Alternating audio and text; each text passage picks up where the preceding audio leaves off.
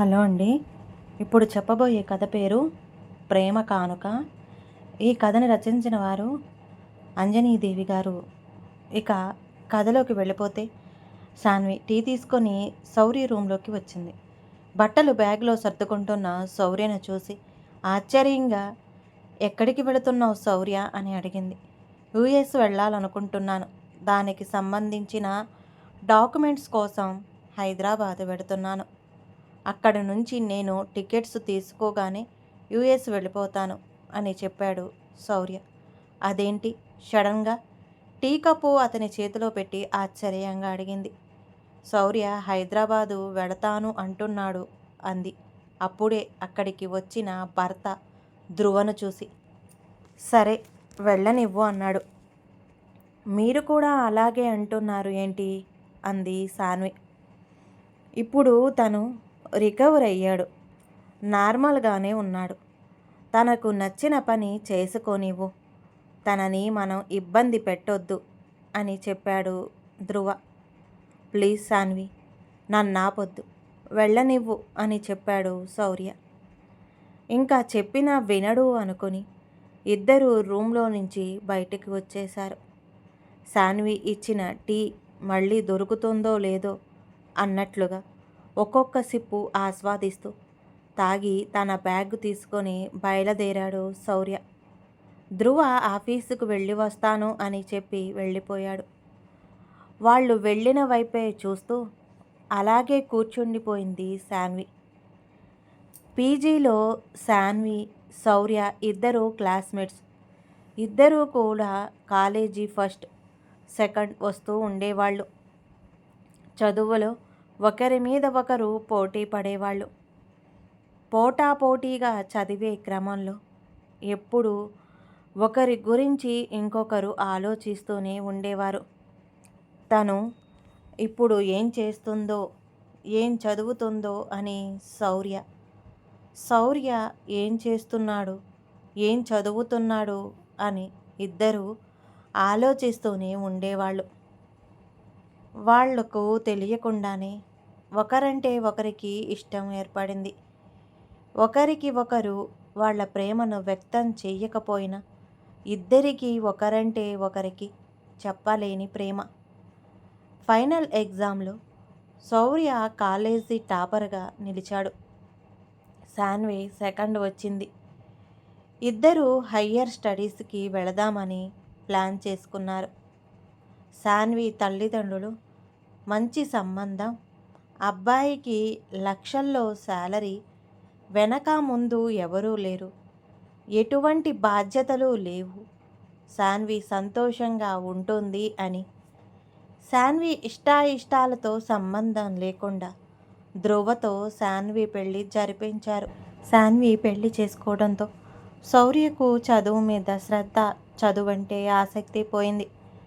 Higher స్టడీస్కు మంచి offers వచ్చినా పట్టించుకోకుండా ఫ్రెండ్స్కు దూరంగా రూమ్లోని ఉంటూ తాగుడుకు అలవాటు పడిపోయాడు.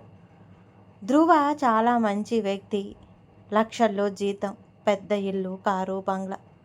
ధ్రువ చూపించే ప్రేమతో సాన్వి తొందరగానే శౌర్యని మర్చిపోగలిగింది. పెళ్ళైన తర్వాత తన భర్తే తనకు సర్వస్వంగా భావించింది. సాన్వి ఇంట్లో ఒక్కటే ఉంటుందని ధ్రువ త్వరగానే ఆఫీసు నుండి ఇంటికి వచ్చేవాడు. ఇద్దరూ కలిసి సినిమాకి వెళ్ళి తిరిగి వస్తుండగా జనాలు గుమ్ముగూడి ఉన్నారు. కారు ఆపండి, ఏదో జరిగింది అని అంది. ధ్రువ కారు స్లో చేశాడు. అక్కడ ఏం జరిగింది అని అడిగింది. అక్కడ నుంచి చూస్తున్న వారిని యాక్సిడెంట్ అయ్యింది. కుర్రాడు బాగా తాగినట్లు ఉన్నాడు. బండి బ్యాలెన్స్ ఆపుకోలేక డివైడర్ గుద్దాడు అన్నారు గుంపులో ఒకళ్ళు. చూశారు. స్పృహ లేకుండా రోడ్డు మీద పడి ఉన్న శౌర్యని చూసి సాన్వికి గుండె ఆగినంత పని అయింది. శౌర్య, శౌర్య అని ఏడుస్తూ శౌర్యని పట్టుకొని కుదిపేస్తుంది సాన్వి. సాన్వి రెండు భుజాల మీద చేతులు వేసి పట్టుకొని, కంట్రోల్ సాన్వి, ముందు మనం హాస్పిటల్కి తీసుకెళ్దాం పద అని అక్కడ వాళ్ళ సహాయం తీసుకొని కారులో వెనక సీట్లో పడుకోబెట్టారు. ఇప్పటి పిల్లలకి తాగటం, ప్రాణాల మీదకి తెచ్చుకోవడం అలవాటైపోయింది. ఎవరినైనా ప్రేమించాడో ఏమో అని అనుకోవడం వినిపించింది. శాన్వి శౌర్య తలని తన ఒడిలో పెట్టుకొని కూర్చుంది. హాస్పిటల్కి వెళ్ళే వరకు ఏడుస్తూనే ఉంది. ధ్రువ హాస్పిటల్ వాళ్లకు ముందుగానే ఫోన్ చేయటం వలన వీళ్ళ కోసం హాస్పిటల్లో స్టాఫ్ రెడీగా ఉన్నారు. ఐసీయూకి తీసుకొని వెళ్ళి అవసరమైన ఎక్స్రేలు, స్కానింగు తీస్తున్నారు. ధ్రువ అన్ని ఫార్మాలిటీసు ముగించుకొని వచ్చాడు. తన పక్కనే కూర్చుంటూ భుజం మీద చెయ్యి వేసి ఆమె చేతిని తన చేతిలోకి తీసుకుని, ఏమైందిరా? ఎవరతను? ఎందుకు అంతలా ఏడుస్తున్నావు అని అడిగాడు. ధ్రువ, తన పేరు శౌర్య, నా క్లాస్మేట్, నా ఫ్రెండ్. చదువులో నాకు పోటీ. ఒకరి మీద ఒకరు పోటీగా చదివేవాళ్ళం. ఒకరి గురించి ఒకరు ఎక్కువగా ఆలోచించడం వలన ఒకరి మీద ఒకరికి ప్రేమ, అభిమానం పెరిగింది. మన పెళ్లి వలన చదువు అర్ధాంతరంగా ఆగిపోయింది. నేను జీవితంలో రాజీపడి నా బతుకు నేను బతుకుతున్నాను. కానీ శౌర్యని ఇలా జీవోత్సవంలా చూడాల్సి వస్తుందని నేను ఎప్పుడూ అనుకోలేదు అంటూ ధ్రువ ఒడిలో తలపెట్టుకొని ఏడ్చింది. శాన్వి, ప్లీజ్ ఏడవకు. తనకు ఏమీ కాదు. నేను ఆల్రెడీ డాక్టర్స్కు చెప్పాను, వాళ్ళు చూసుకుంటారు అన్నాడు. ఇంతలో అక్కడికి వచ్చిన నర్స్ డాక్టర్ గారు పిలుస్తున్నారు అని చెప్పింది. ఇద్దరు ఒడివడిగా డాక్టర్ రూంలోకి వెళ్ళారు.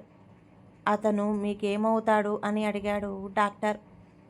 మా ఫ్రెండ్, తనకెవరూ లేరు, పర్వాలేదు చెప్పండి అన్నాడు. అతని ప్రాణానికి ఏమీ ప్రమాదం లేదు. హెల్మెట్ ఉండటం వలన హెడ్ ఇంజురీ కూడా ఏమీ జరగలేదు. బట్ అని ఆగాడు. పర్వాలేదు చెప్పండి డాక్టర్ అన్నాడు. మోకాలు గట్టిగా రోడ్డుకి తగలడం వల్ల మోకాలి చిప్ప బాగా డ్యామేజ్ అయింది. అది ట్రాన్స్ప్లాంట్ చేయాల్సి ఉంది. కానీ కొంచెం ఖర్చు ఎక్కువ అవుతుంది. పర్వాలేదు డాక్టర్, ఎంత ఖర్చైనా నేను భరిస్తాను. మీరు ఆపరేషన్కి ఏర్పాట్లు చేయండి అని చెప్పాడు. నర్స్ అని పిలిచి ఆపరేషన్కి అవసరమైన ఏర్పాట్లన్నీ చూడమని చెప్పారు డాక్టర్. ఆపరేషన్ పూర్తయ్యే వరకు అక్కడే కూర్చుని ఉన్నారు ఇద్దరు. ఆపరేషన్ పూర్తయింది. స్పృహ వచ్చిన తర్వాత మీరు వెళ్ళి చూడొచ్చు అని చెప్పింది నర్సు. కళ్ళు తెరవగానే శాన్వి ధ్రువులను చూసి, నేను నేను నేను ఎక్కడున్నాను శాన్వి? నువ్విక్కడ అని పైకి లేవబోయాడు. ఏమీ లేదు శౌర్య, జస్ట్ చిన్న ఆపరేషన్ నీ కాలికి. త్వరలోనే అంతా సెట్ అయిపోతుంది అని చెప్పాడు ధ్రువ. శౌర్య, ప్లీజ్ లేవద్దు. మీకు కావలసినవి అన్నీ మేం చూసుకుంటాం అంది శాన్వి. శౌర్య తలపక్కనే ఉన్న స్టూల్ మీద కూర్చుంటూ. వారం రోజుల తర్వాత శౌర్యను డిశ్చార్జ్ చేశారు. శౌర్య తన రూమ్కి వెళతాను అని చెప్పినా వినకుండా బలవంతంగా తన ఇంటికి తీసుకువచ్చారు. అతనికి కావలసిన అన్ని సౌకర్యాలు కల్పించారు శాన్వి, ధ్రువ. అన్ని సదుపాయాలు చూసుకోవడానికి మేల్ నర్సుని ఏర్పాటు చేశారు. నవ్వుతూ తుళ్ళుతూ సంతోషంగా కనిపిస్తున్న వాళ్ళిద్దరూ మొహాల్లో ఏదో దిగులు కనిపిస్తుంది శౌర్యకి. నెలల గడిచే కొద్దీ బాగానే రికవరీ అయ్యాడు. తన పని తాను చూసుకుంటున్నాడు.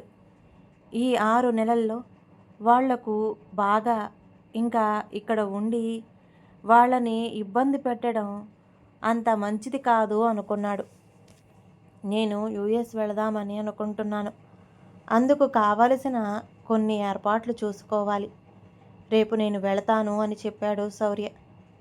ఇక్కడే ఉండి నీకు కావలసిన ఏర్పాట్లు చూసుకో. నువ్వు నా తమ్ముడు లాంటివాడివి అని చెప్పాడు ధ్రువ.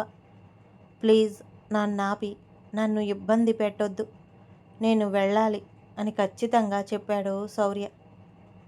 ఫోన్ రింగ్ కావటంతో ఆలోచనలో నుంచి బయటకు వచ్చి ఫోన్ తీసింది శాన్వి.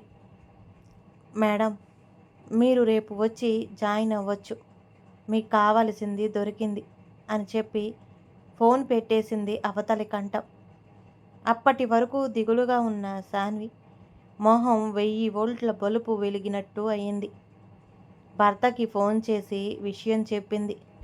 ధ్రువ, సాన్వి తయారు అయ్యారు. ధ్రువకు ఆపరేషన్ జరుగుతున్నంతసేపు రూమ్ బయట ఉండి టెన్షన్తో అన్ని దేవుళ్లకు మొక్కుకుంటూనే ఉంది. సిస్టర్ వచ్చి ఆపరేషన్ సక్సెస్ అయ్యింది అని చెప్పింది. డాక్టర్ రూమ్లోకి వెళ్ళి ఇదంతా ఎలా జరిగింది, ఎవరిచ్చారు అని అడిగింది.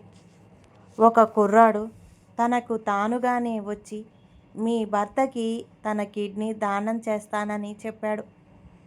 ఇంత చిన్న వయసులో కిడ్నీ ట్రాన్స్ప్లాంట్ చేస్తే తర్వాత అతనికి ఏమైనా ప్రాబ్లం ఉండవచ్చు అని చెప్పినా వినకుండా తానే కిడ్నీ ఇస్తానని పట్టుపట్టాడు.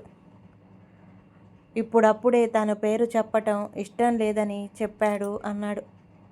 ప్లీజ్ డాక్టర్ చెప్పండి, ఆ దేవుడు ఎవరో చెప్పండి, నా భర్తకు ప్రాణం పోసిన దేవుడు ఎవరో నాకు చెప్పండి అంటూ ప్రాధేయపడింది. డాక్టర్ పేషెంట్కి స్పృహ వచ్చింది అని చెప్పింది నర్సు. వారం రోజులకి డిశ్చార్జ్ చేశారు. కిడ్నీ ఇచ్చిన అతను డిశ్చార్జ్ చెయ్యి వెళ్ళేటప్పుడు మీకు ఇవ్వమని చెప్పారు అని చెప్పి నర్సు వెళ్ళిపోయింది. ఈ లెటర్ ఎవరిచ్చారు అనుకుంటూ లెటర్ ఓపెన్ చేసింది. ప్రేమైన సాన్వి ధ్రువలకు. ఎవరు ఎటుపోతే ఏమైంది అని అనుకుని ఈ రోజుల్లో మీలాగా మనిషిని మనిషిగా ప్రేమించే వాళ్ళు ఎక్కడో అరుదుగా ఉంటారు. ఏమీ కాని నాకు ఎంతో సేవ చేశారు. మీరు నవ్వుతూ తుళ్ళుతూ సంతోషంగా కనిపిస్తున్న మీలో ఏదో బాధను గ్రహించాను.